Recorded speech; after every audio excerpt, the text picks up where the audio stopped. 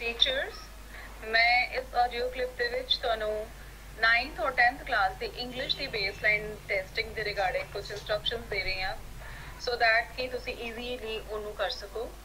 ਸਭ ਤੋਂ ਪਹਿਲਾ ਇੰਸਟਰਕਸ਼ਨ कोई भी सेक्शन होवे चाहे रीडिंग राइटिंग लिसनिंग और स्पीकिंग सारे ही बच्चों नू सारे सैक्शनस अटैम्प्ट करवाने हैं। पहला सैक्शन रीडिंग जिहदे विच दो पार्ट्स ने। पहले पार्ट दे विच 5 सेंटेंसेस हैगे है। इन्हां 5 सेंटेंसेस नू बच्चों नू रीड करन लई किया जाएगा। अगर बच्चा 2 या 2 तो ज़्यादा सेंटेंसेस रीड कर लैंदा है तो उहदा आंसर इस data recording they which yes आएगा और उहदा कोड है 1। और अगर स्टूडेंट 2 या 2 तो घट सेंटेंसेस नू रीड कर पाएगा तो फिर उहदा आंसर नो है और इहदा कोड 0 है। इन्हीं सेंटेंसेस दा फिर मीनिंग भी पूछा जाएगा। फिर वही कोड है कि अगर बच्चा 2 या 2 तो घट सेंटेंसेस दे मीनिंग नहीं दस पांदा अपनी लोकल भाषा यानी कि पंजाबी या हिंदी विच तो उहदा कोड 0 है। और अगर वो 2 या 2 तो ज़्यादा सेंटेंसेस दे आंसर दे पाए मीनिंग दस पाएगा तो इहदा कोड 1 है। इस तो बाद सेकंड पार्ट ही रीडिंग दा है जिहदे विच एक छोटा जिहा पैसेज है। स्टूडेंट्स नूं उहनूं रीड करन लई किया जाएगा। अगर स्टूडेंट्स उहनूं रीड करते हुए 5 तो ज़्यादा मिसटेक्स कर रहा है तो उहनूं 0 कोड मिलेगा। और अगर वो 5 तो घट मिसटेक्स कर रहा है तो उन्होंने असी 1 कोड देवांगे।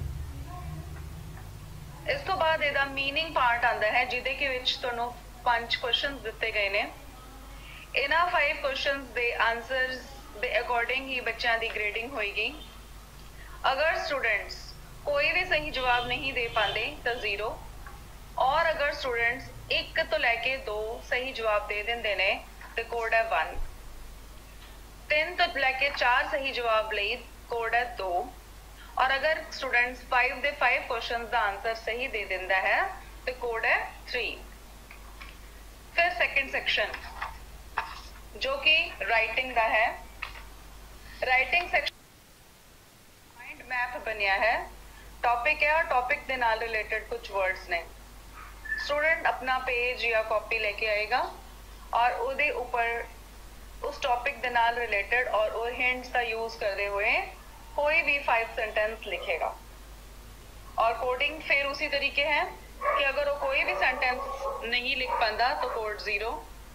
1 या 2 सेंटेंस ठीक है तो 1। 3 तो 4 सही सेंटेंसेस दे लई 2 कोड है। और सारे दे सारे ही यानी कि 5 दे 5 सेंटेंसेस ठीक ने तो फिर 3 कोड है।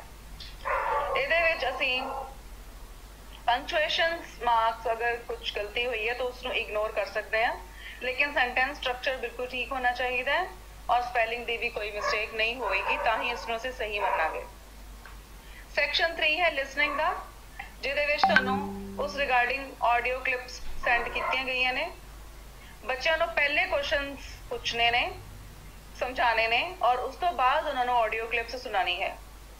ऑडियो क्लिप सुनने तो बाद बच्चे क्वेश्चन का जवाब देंगे और कोडिंग फिर सेम ही है यानी कि कोई भी जवाब ना देने की हालत विच 0 कोड। 1 तो लैके 2 सही आंसर्स दे लई 1 कोड। 3 तो लैके 4 सही जवाबां लई 2 और सारे ही सही आंसर्स लई 3 कोड। लास्ट पार्ट है स्पीकिंग का। इस दे विच स्टूडेंट्स नूं एक पिक्चर है जो कि तुहाडे सैंपल्स दे विच दित्ती गई है वो दिखाई जाएगी जिसनों देखने के बाद स्टूडेंट्स नूं 5 क्वेश्चंस पूछे जाएंगे और हर सही क्वेश्चन हर क्वेश्चन के सही जवाब के अकॉर्डिंगली उन्होंने ग्रेड दिते जाएंगे। यानी कि कोई सही जवाब ना देने की हालत विच 0 कोड। 1 तो लैके 2 सही जवाबां लई 1 कोड।